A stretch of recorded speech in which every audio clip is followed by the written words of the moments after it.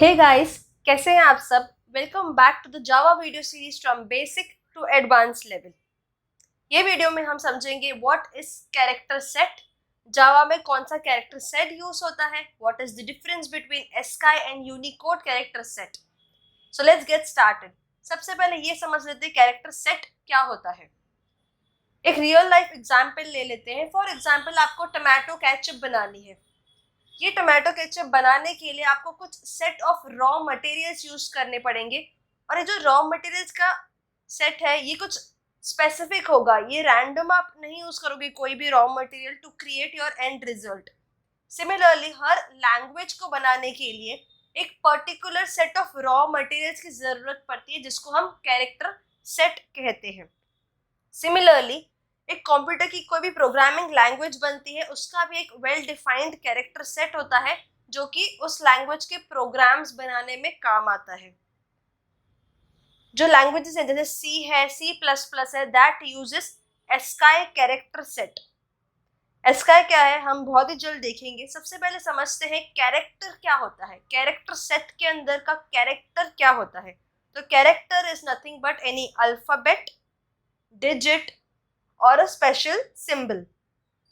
और जैसे कि मैंने आपको बताया सी क्या यूज करता है और C plus plus ASCII character set. ASCII means American standard code for information interchange. थोड़ा सा एस्काई के बारे में समझ लेते हैं। तो एस्काई टेबल एक होती है जो कि रिप्रेजेंट करती है हर एक कैरेक्टर के करस्पॉन्डिंग कौन सा कोड यूज होता है कंप्यूटर लैंग्वेज में। तो जैसे कि आप देख सकते हैं जो कैरेक्टर ए है that is represented using ASCII code 65. Similarly, capital Z is represented by ASCII code 90. Small a represent होता है 97 से, small z up to small z it is represented by 122. अगर आप numbers की बात करें तो 0 represent होता है 48 से and 9 represent होता है 57 से। तो यहाँ पर क्या है, हर एक कैरेक्टर का एक यूनिक ASCII कोड है और ये एस्काई कोड रेंज करता है फ्रॉम 0 टू 127। मतलब एस्काई के पास 128 कैरेक्टर्स है इन ऑल।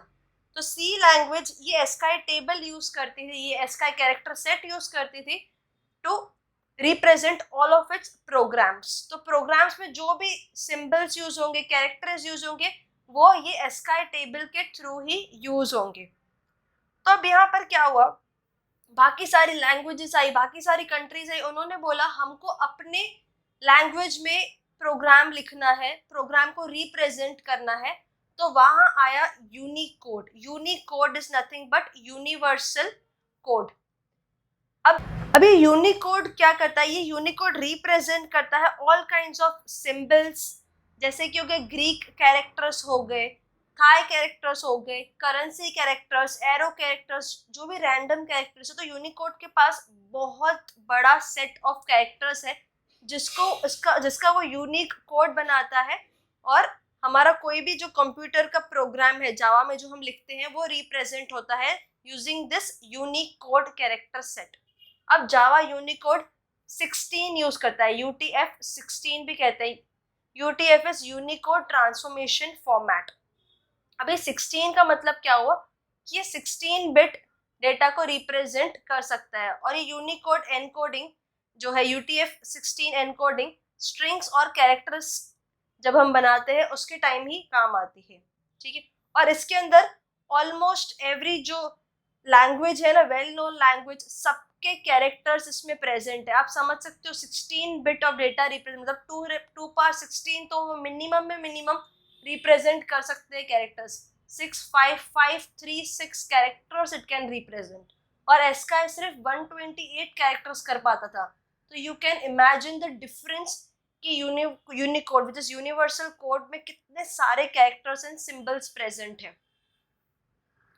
और सबसे बड़ी बात, ये जो एस्काई कैरेक्टर सेट है it is subset of Unicode. ठीक है, ये सबसेट है यूनिकोड का, विच मीन्स जो भी एस्काई में कोड्स थे, फॉर एग्जाम्पल हमने कैरेक्टर ए को 65 से रिप्रेजेंट किया था, करेक्ट, और सिमिलरली स्मॉल ए को we were using ASCII code 97।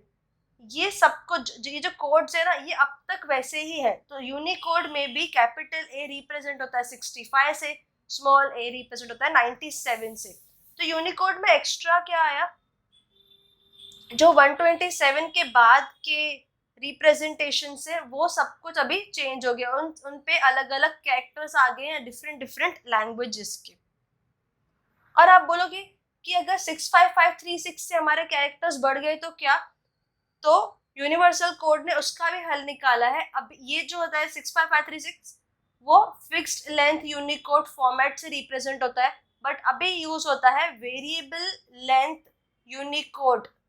तो वेरिएबल लेंथ में आप पूछोगे कितने कैरेक्टर्स रिप्रेजेंट कर पाती है हमारी ये Unicode character set. Basically it can represent 11,12,064 characters, मतलब इनको कन्वर्ट कर सकता है यूनिकोड वैलिड कोड पॉइंट्स में। कोड पॉइंट्स बोलते हैं इन केस ऑफ यूनिकोड, ठीक है। तो इतने सारे कैरेक्टर्स को वो एक वैलिड कोड पॉइंट दे सकता है यूजिंग UTF-16 ओनली। तो आप समझ सकते हो जावा कितना पावरफुल है, वो कितने सारे different languages and symbols represent कर सकता है अपनी लैंग्वेज में।